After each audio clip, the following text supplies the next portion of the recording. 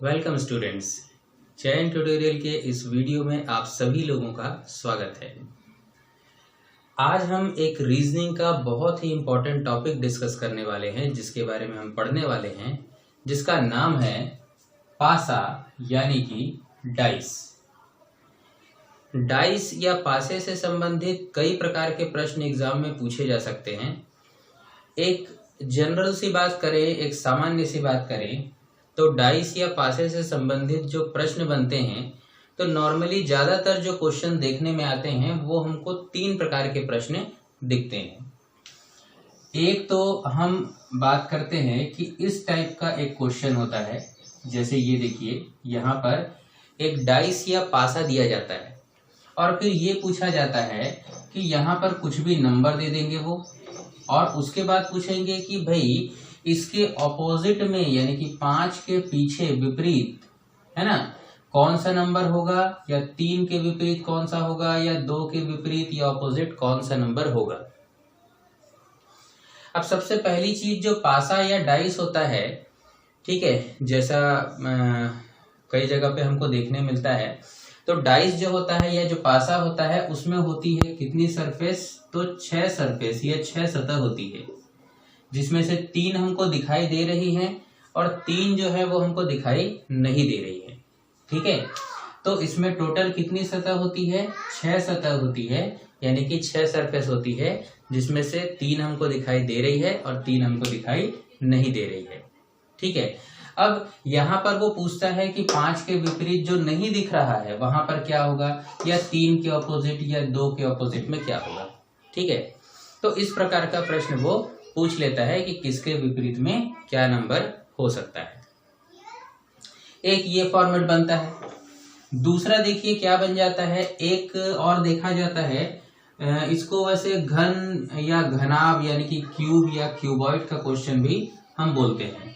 तो इसमें क्यूब की कटिंग पूछी जाती है। जैसे एक क्वेश्चन बनता है कि एक 5 सेंटीमीटर का या एक 3 सेंटीमीटर का घन है, क्यूब है, उसको 1-1 सेंटीमीटर में काटना है, तो कितने क्यूब यानी कि कितने घन उसमें आपको प्राप्त होंगे। तो कुछ इस प्रकार का प्रश्न वहां पर बनता है, जिसमें आपको कटिंग करके बताना होता है कि टोटल कितने क्यूब्स बन रहे हैं, या फिर कितने क्यूब में कलर होगा या नहीं होगा। इस टाइप के प्रश्न बनते हैं।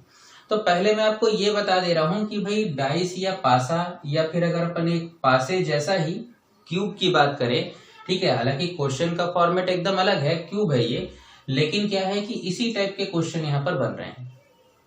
कहीं ना कहीं एक दूसरे से थोड़ा बहुत संबंधित होता है, भले ही नंबर्स की बात करें या यहाँ पर कलर्स होते हैं उनकी बात करें।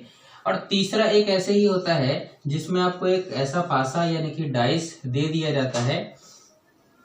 यहाँ पर जो डाइस या पासा होता है वो क्या होता है, वो होता है ओपन होता है। ओपन यानी कि खुला हुआ पासा होता है। जैसे कि एक अपन बात करें इस टाइप का, यहाँ पर दिए होते हैं नंबर्स और यहाँ पर इस टाइप का आपको नंबर दे देगा।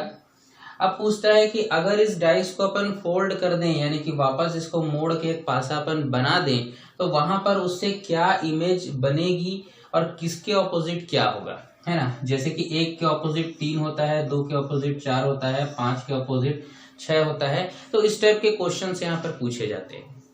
ठीक है, तो चलिए मैंने एक आपको बता दिया कि भाई डाइस से संबंधित या पासा या घन से संबंधित कैसे कैसे जनरली प्रश्न जो है एग्जाम में एक दूसरे से रिलेटेड क्वेश्चंस बन सकते हैं। ठीक है, तो अपन इन क्वेश्चंस के बारे में पढ़ते हैं। एग्जाम्स में एग्जाम देने के लिए ऐसे काफी सारे क्वेश्चंस हमको पढ़ने होते हैं। तो देखिए ये तो बहुत सारे टॉपिक हैं और अलग अलग भी हैं। तो हम यहाँ पर क्या करते हैं, हम एक शुरुआत करते हैं। तो सबसे पहले हम एक देखते हैं इस टाइप के क्वेश्चंस को। ठीक है, इस टाइप के क्वेश्चंस हम यहाँ पर देखेंगे और समझेंगे कि इससे कैसे प्रश्न बन सकते हैं। ठीक है, तो देखिए सबसे पहली चीज यहाँ पर आती है कि जब आपको ऐसा डाइस दिया जाता है, तो आपने अगर कोई क्वेश्चन पेपर पुराने देखे हों या फिर आपने कुछ टेस्ट सीरीज के क्वेश्चंस देखे हों, तो वहां पर आपको ये देखने को आसानी से मिल जाएगा, ठीक है, कि इसमें क्वेश्चन बनते हैं 2 टाइप के। कैसे टाइप के, 2 टाइप के। इस प्रकार के प्रश्न की अपन बात कर रहे हैं। ठीक है, तो बहुत ही सिंपल तरीके से अपन समझने की कोशिश करेंगे क्योंकि देखिए टॉपिक थोड़ा सा लंबा हो जाएगा, इसीलिए अपन कोशिश करेंगे कि इसको एक पार्ट में ना करके थोड़े से ज्यादा पार्ट बनाएंगे अपन। तो आज अपन बात करेंगे कि क्वेश्चंस जो दिखते हैं, तो देखिए एक तो आपको क्वेश्चन दिखता है एक पासा यानी कि सिंगल डाइस का एक क्वेश्चन आपको दिख जाता है, जिसमें केवल एक ही डाइस देगा। बात को समझिएगा, केवल एक ही पासा देगा और ये पूछेगा कि इसमें 5 के ऑपोजिट, 2 के ऑपोजिट, 3 के ऑपोजिट या और कुछ भी पूछ लिया, क्या होगा, ऐसा पूछता है एक क्वेश्चन में। और एक क्वेश्चन ऐसा आता है जिसमें क्या होता है, 2 या 2 से ज्यादा, यानी कि 2, 3, 4, 5, 6, 10 ऐसे करके ज्यादा डाइस देता है आपको, ज्यादा पासे देता है। सब में कोई ना कोई नंबर होता है, वो एक ही पासे को अलग अलग तरीके से आपको दिखाता है। ठीक है, तो मेन हम बात करेंगे किस चीज की, एक प्रश्न बनेगा एक डाइस वाला और एक प्रश्न बनेगा एक से अधिक डाइस वाला।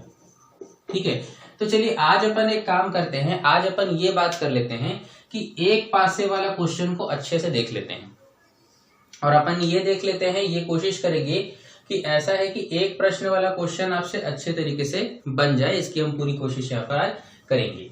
ठीक है, और एक से अधिक डाइस वाला फिर अपन देखते हैं नेक्स्ट वीडियो में। ठीक है, तो यहाँ पर आज अपन एक बहुत अच्छे से समझ लेते हैं कि जब आपको एक ही डाइस दिया जाए एग्जाम में, फिर मैं रिपीट कर रहा हूं, एक से ज्यादा नहीं, कितना, एक डाइस, एक पासा दिया जाए, तो उस क्वेश्चन को आप कैसे सॉल्व करेंगे।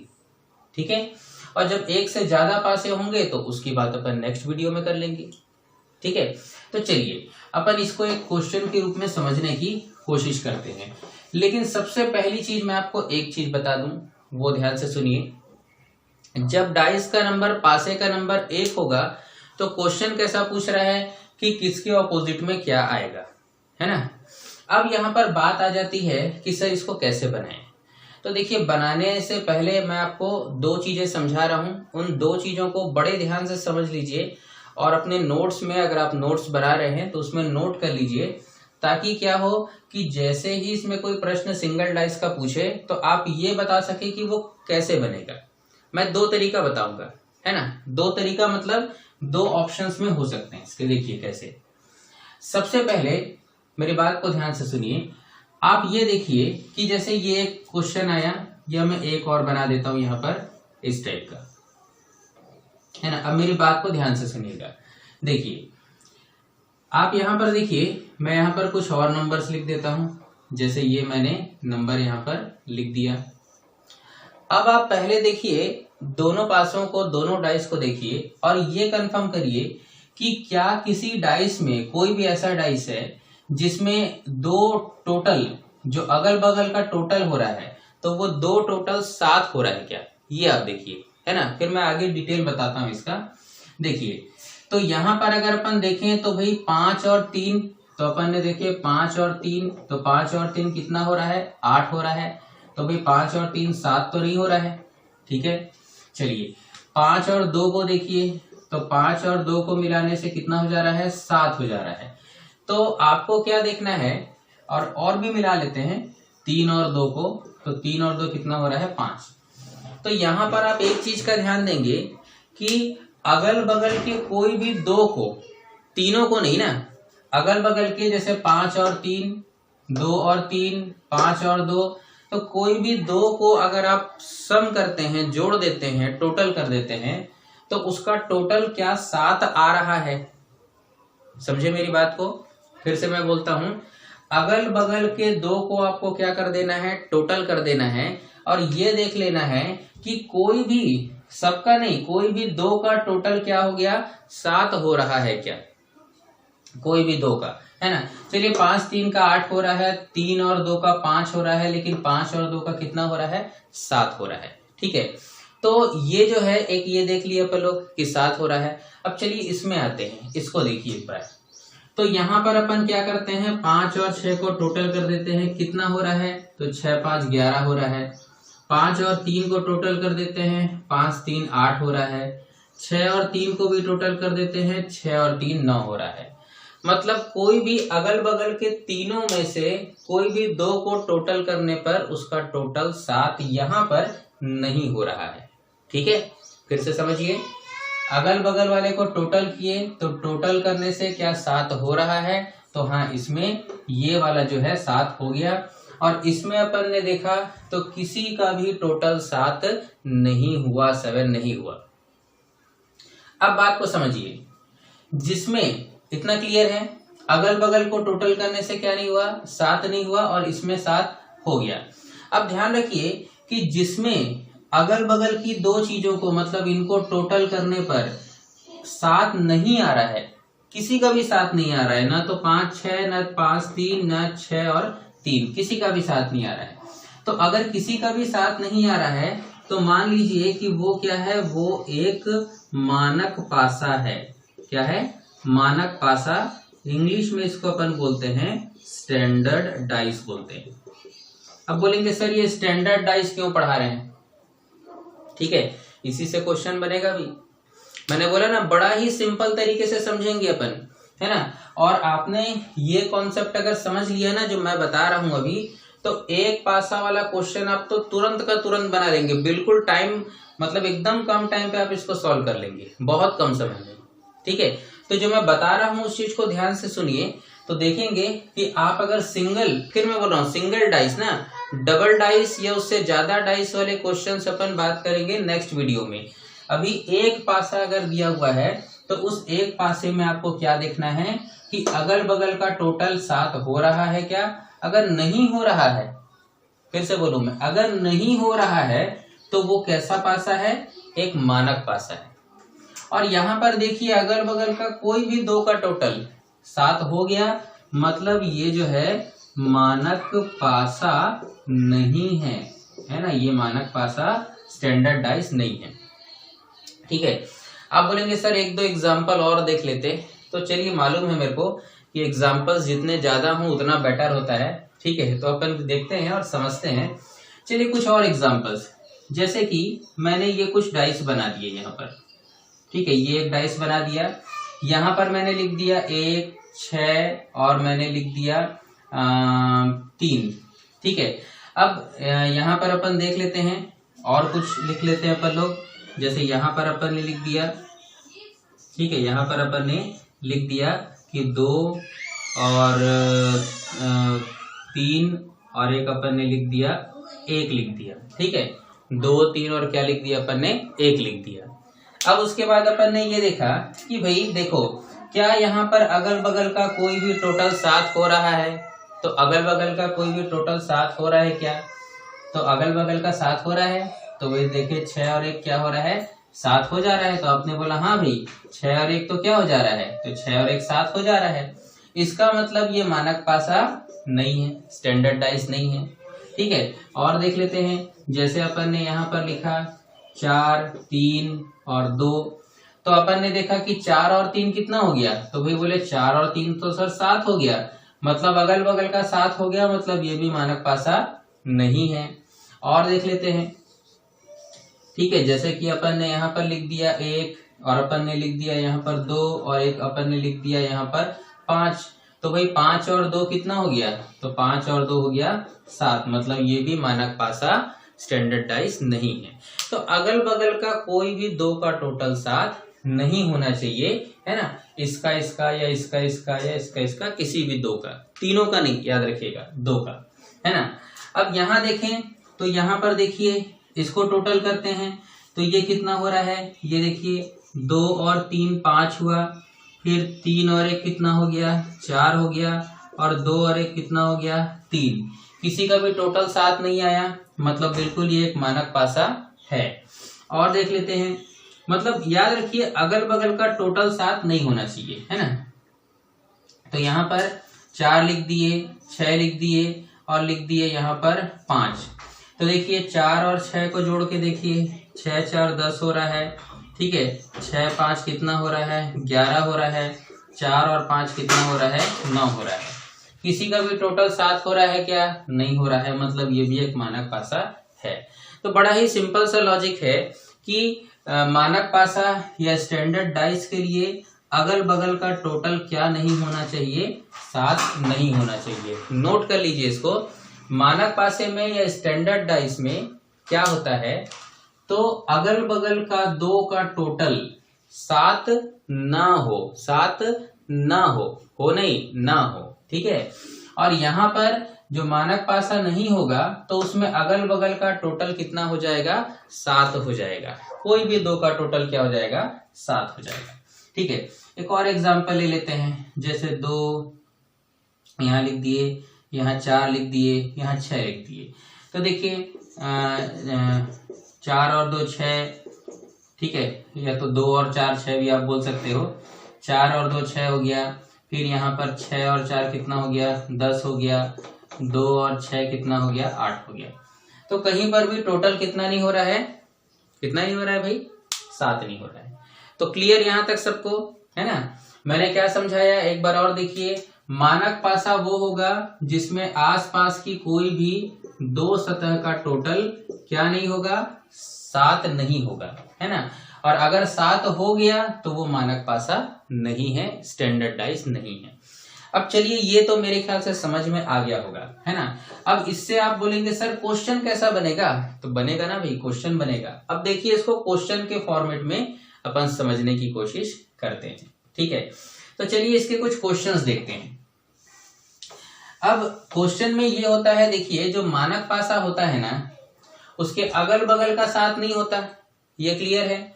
तो मानक पासे में क्या होता है, दो विपरीत सतह, दो विपरीत मतलब 5 के जो पीछे आएगा, यहां पर आएगा पीछे साइड पर जो दिख नहीं रहा है, तो वो 5 के विपरीत सतह पर वो नंबर होगा जिसको 5 से मिलाने पर 7 बन जाए।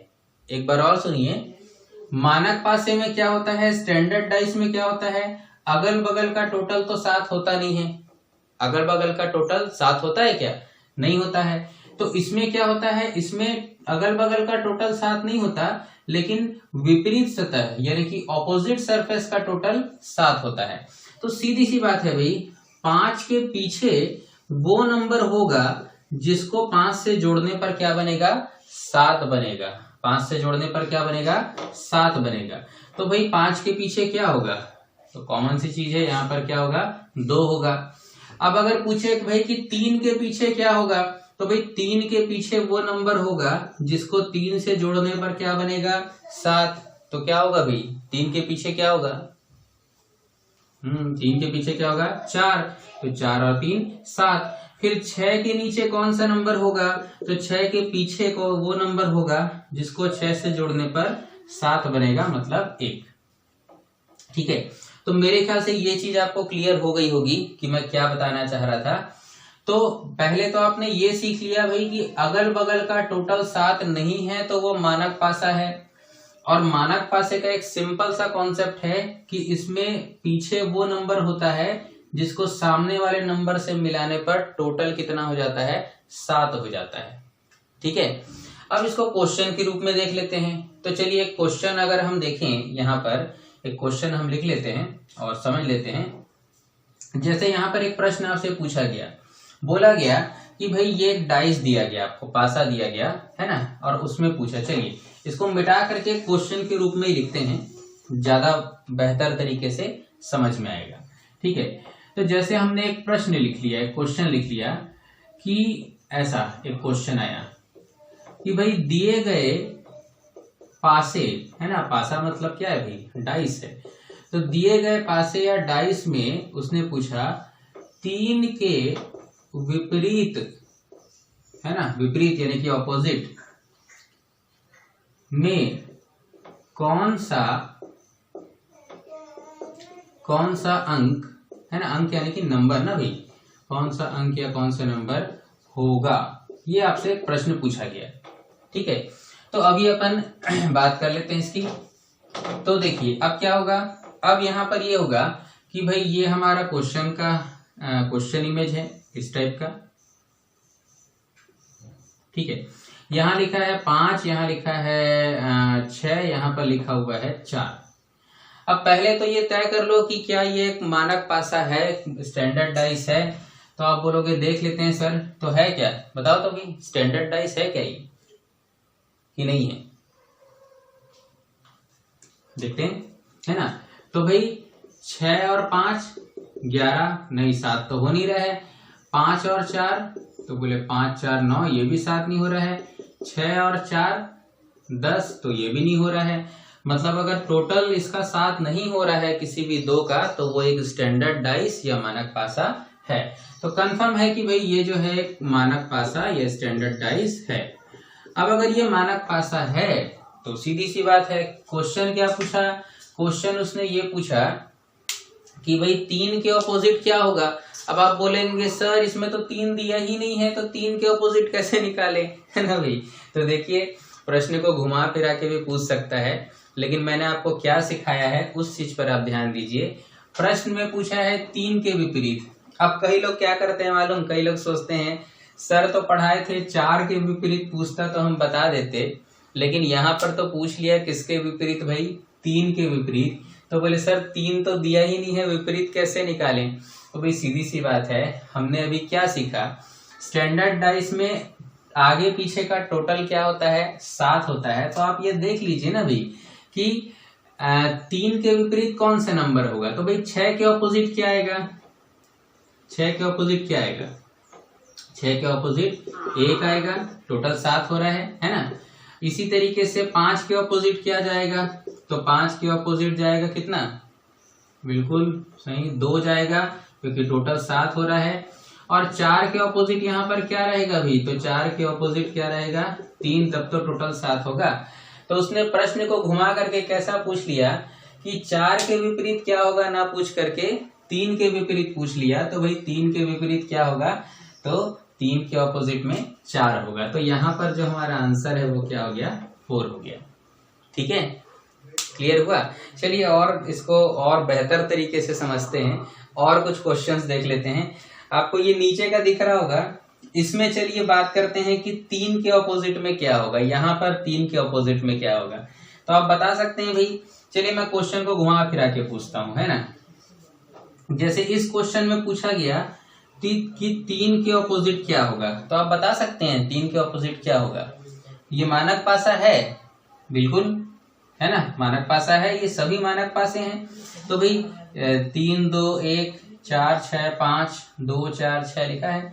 तो 3 के ऑपोजिट क्या होगा, आंसर देना है आप लोग को भी, है ना भाई। वीडियो आप देख रहे हैं तो वीडियो देखते देखते प्रैक्टिस भी करते चलिए, तब तो सीखेंगे भाई अच्छे से ना। तो 3 के ऑपोजिट क्या होगा, तो भाई बोले हाँ सर ये मानक पासा है, तो 3 के ऑपोजिट में 4 होगा। अच्छा इसको देखिए, यहाँ पर क्या बोला, यहाँ पर बोला जैसे बोल दिया चलो 4 के ऑपोजिट में क्या होगा, तो भाई 4 के ऑपोजिट क्या होगा, 4 के ऑपोजिट में 3 होगा, क्योंकि 4 और 3 7 होता है। चलिए कुछ और लेते हैं, जैसे 6 के ऑपोजिट में क्या होगा, तो भाई 6 के ऑपोजिट में क्या होगा, तो वो नंबर होगा जिसको 6 से मिलाने पर 7 बनता है, तो मतलब क्या हो जाएगा, 1 हो जाएगा। ठीक है, तो देखिए कितना सिंपल सा है अभी, है ना। बस आपको देख क्या लेना है, देखना ये है कि क्या ये एक स्टैंडर्ड डाइस है, और स्टैंडर्ड डाइस की पहचान, मानक पासे की पहचान ये होती है कि अगल बगल का टोटल 7 नहीं होता है, तो आगे पीछे का विपरीत का टोटल 7 होगा। ठीक है, चलिए अब अपन एक काम करते हैं, अपन इस क्वेश्चन को थोड़ा सा क्या करते हैं, चेंज करते हैं, और अब अपन ऐसा एक क्वेश्चन देखते हैं जहां पर वो स्टैंडर्ड डाइस ना हो। ठीक है, वहां पर वो स्टैंडर्ड डाइस ना हो। तो चलिए देखते हैं कि स्टैंडर्ड डाइस ना हो की कंडीशन पर कैसे क्वेश्चंस बन सकते हैं। ठीक है, इसको नोट कर लीजिएगा, बहुत इंपॉर्टेंट भी रहेगा। जितने एग्जांपल्स देखना है देख लीजिए। फिर मैं बोल रहा हूं, अगर एक पासा देगा तब आपको स्टैंडर्ड डाइस वाला कॉन्सेप्ट को फॉलो करना है। ठीक है, 2 या 2 से ज्यादा दिया तो उसके बारे में अपन नेक्स्ट वीडियो में पढ़ेंगे। ठीक है, चलिए तो एक काम करते हैं, अब अपन लोग यहाँ पर एक क्वेश्चन और देख लेते हैं, और यहाँ पर क्वेश्चन अपन बनाएंगे। हाँ, यहाँ पर अपन लिख देते हैं, चलिए सेम क्वेश्चन है, 3 के ऑपोजिट क्या होगा, है ना। बस डाइस बदल देता हूं भाई मैं।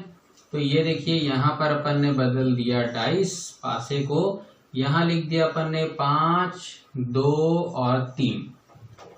ठीक है, अब देखें भाई, तो आप लोग ये बताओ कि क्या ये एक स्टैंडर्ड डाइस है, क्या ये एक मानक पासा है, क्या लगता है। तो बोले देख लेते हैं सर।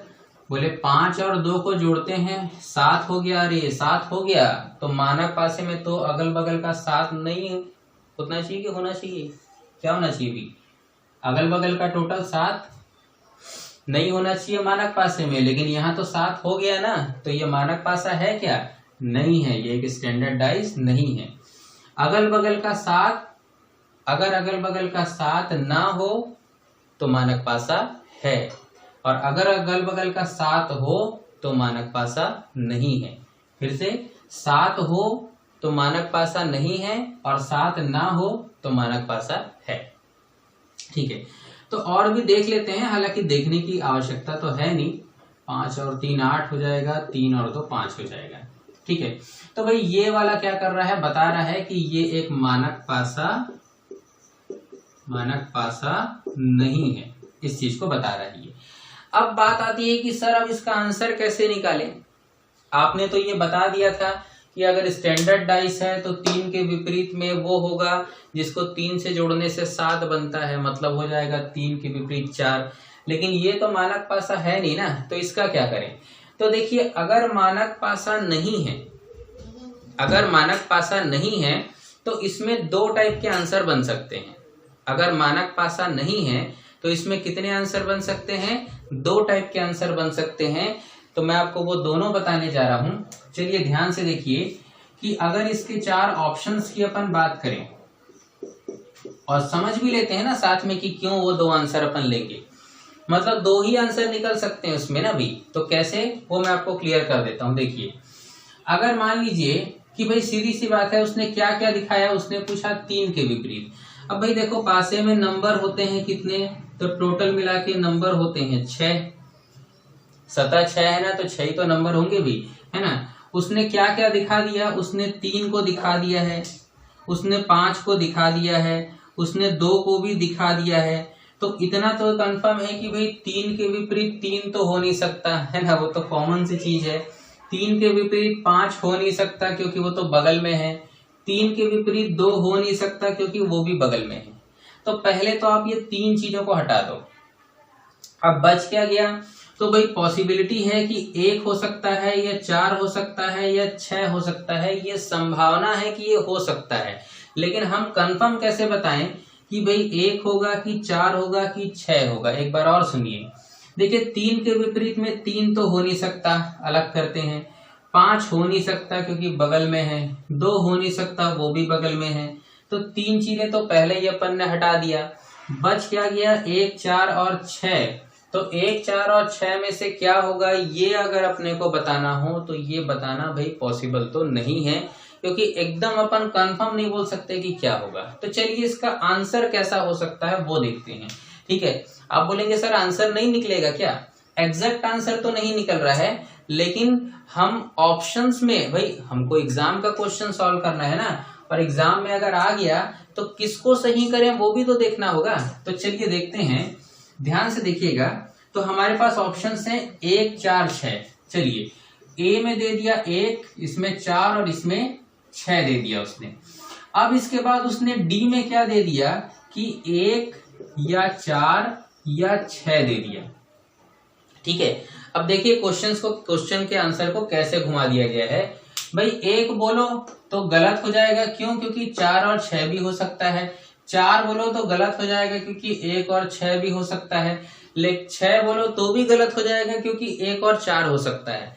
लेकिन उसने डी वाले में क्या डाल दिया, उसने डाल दिया 1 या 4 या 6, मतलब तीनों में से एक भी, कोई भी एक हो सकता है। तो बिल्कुल आप इसी आंसर को क्या कर दोगे, सही कर दोगे, क्योंकि भाई सीधी सी बात है ना, ये 3 तो हो नहीं सकते। तो बचे हैं जो 1 4 या 6, तीनों में से कोई ना कोई होना पॉसिबल है। तो इसीलिए या वाली कंडीशन को सही कर देते हैं। तो देखिए भाई कैसे क्वेश्चन का आंसर को घुमा के पूछा जाता है। एग्जैक्ट आंसर नहीं निकल रहा है, बिल्कुल सही है, नहीं निकल रहा है, लेकिन फिर भी उसने एक आंसर बना दिया उसमें। और यहाँ पे आके लोग कंफ्यूज हो जाते हैं, बोलते हैं सर हम स्टैंडर्ड डाइस तो पढ़े हुए थे, उसमें विपरीत का टोटल 7 होता है, लेकिन ये स्टैंडर्ड डाइस है नहीं, तो उसने दे दिया तो क्वेश्चन गलत है क्या? नहीं, क्वेश्चन गलत नहीं है, वो ऑप्शन ऐसा देगा। या फिर वो क्या कर सकता है, ऑप्शन में ऐसा भी दे सकता है कि ज्ञात नहीं किया जा सकता, ज्ञात नहीं किया जा सकता, ऐसा भी दे सकता है। तो इन दोनों में से जो भी ऑप्शन आपके पास होगा वो ऑप्शन आप क्या कर सकते हैं, सही कर सकते हैं। ज्यादातर यही सही माना जाता है अगर ऐसा देगा तो, क्योंकि तीनों में से कोई ना कोई एक तो होगा ही भाई, है ना भाई। ज्ञात नहीं किया जा सकता तब दे सकता है जब ये ना दे, लेकिन ये दे रहा है तो या तो 1 या 4 या 6, सीधी सी बात है, ये 3 तो हो नहीं सकते। तो इस तरीके से ये क्वेश्चन का आंसर बन जाएगा। ठीक है, तो इतना आपको समझ में आ गया होगा। ठीक है, तो देखिए मैं एक बार फिर से रिपीट करूं कि मानक पासे में अगल बगल की 2 सतह का टोटल क्या हो जाता है, 7 होता है क्या? नहीं होता है ना। मतलब अगल बगल की 2 सतह का टोटल 7 नहीं होता है। तो क्या ये मानक पासा है? तो बोले नहीं सर, 6 और 1 7 हो गया, ये मानक पासा नहीं है। अच्छा यहाँ 5 लिख दे तो क्या ये मानक पासा है? तो 5 और 2 7 हो गया, नहीं सर अभी भी नहीं है। अच्छा यहाँ 4 लिख दे तो बोले 6 4 10, 4 2 6, ठीक है, और 6 2 8। हाँ ये बिल्कुल मानक पासा है। तो 4 के ऑपोजिट बताओ जल्दी से क्या आएगा? 3, है ना। 2 के विपरीत क्या आएगा? 5। 6 के ऑपोजिट क्या आएगा? 1। बड़ा ही सिंपल सा है भाई, है ना। चलिए इन क्वेश्चंस को देखें, ये सब तो मानक पासा है नहीं। तो अगर मान लीजिए आपसे पूछा कि 6 के ऑपोजिट क्या होगा, तो आंसर बता सकते हैं भाई 6 के ऑपोजिट क्या होगा? तो भाई 6 के ऑपोजिट आप देख लो, नंबर कितने हैं? 1 2 3 4 5 6। क्या क्या दिखा दिया? 1 दिखा दिया, 3 दिखा दिया, 6 दिखा दिया, बच गया 2 4 या 5। तो आंसर क्या होगा? 2 या 4 या 5, या तो फिर ज्ञात नहीं किया जा सकता। ऐसा ही इन सभी में क्वेश्चन का आंसर निकल जाएगा। तो मैं फिर से रिपीट करूं, अगल बगल 2 का टोटल 7 आ रहा है तो वो मानक पासा नहीं है, और आंसर ये 2 टाइप के हो सकते हैं। और अगर मान लीजिए अगल बगल का टोटल 7 नहीं है, ठीक है, अगल बगल के 2 का टोटल 7 नहीं है, जैसे कि 1 4 और 5, है ना, तो वो मानक पासा है और आगे पीछे का टोटल क्या होगा? 7 होगा। ठीक है, तो चयन ट्यूटोरियल की ओर से ये वीडियो आपके सामने प्रस्तुत किया गया था, और उम्मीद करता हूं कि इसके क्वेश्चंस कैसे होंगे। सिंगल डाइस के क्वेश्चन ना, मैंने सिंगल डाइस की बात किया है, याद रखिएगा। डबल या उससे ज्यादा की बात यहाँ पर हमने नहीं किया है, वो अगले वीडियो में होगा। तो कोशिश करेंगे कि अगले वीडियो में आपको 2 या 2 से ज्यादा डाइस से कैसे क्वेश्चंस बन सकते हैं वो भी हम समझाएं। तो अगर आपको ये टॉपिक लॉजिक समझ में आ गया है, ठीक है, तो हम कोशिश करेंगे कि नेक्स्ट वीडियो में हम अगले टॉपिक यानी कि 2 या 2 से ज्यादा पासे वाले क्वेश्चंस को भी अच्छे तरीके से क्लियर करें और आप लोगों को उस चीज को समझा सकें। ठीक है, तो अगर आप इस प्रकार के और भी वीडियोस देखना चाहते हैं, या फिर आप ये जानना चाहते हैं भाई कि किस प्रकार से डाइस के क्वेश्चन या अदर रीजनिंग के क्वेश्चंस भी हम लोग देख सकते हैं, तो आप अगर चाहें तो चैनल को सब्सक्राइब कर सकते हैं। ठीक है, और सब्सक्राइब करने के साथ में बेल का आइकन भी दबा सकते हैं अगर आपको ऐसे ही और वीडियोस देखना हो तो। अदरवाइज जरूरी नहीं है, आप अगर चाहें तो सिंपल सा आप सर्च करके भी यहाँ तक आ सकते हैं। ठीक है, सब्सक्राइब करने का एक्चुअल में फायदा ये होता है कि जो भी वीडियोस आपके पास होंगे, बेल का आइकन दबाने पर जो नए वीडियोस अपलोड होते हैं उनका नोटिफिकेशन आ जाता है, या तो फिर आप डायरेक्ट सर्च करके भी इन वीडियोस को पढ़ सकते हैं। ठीक है, तो कोई दिक्कत नहीं है इसमें, जैसा भी हो, मेन उद्देश्य, मेन लॉजिक आपका होना चाहिए इसको सीखना। ठीक है, तो आपको जब भी दूसरा कोई वीडियो दिखना हो तो आप चयन ट्यूटोरियल का चैनल सर्च कर लीजिएगा, उस पर आ जाइएगा और आप वीडियोस को भी देख सकते हैं। ठीक है, तो आज के लिए इतना ही। मैं आशीष, चयन ट्यूटोरियल की ओर से नमस्कार।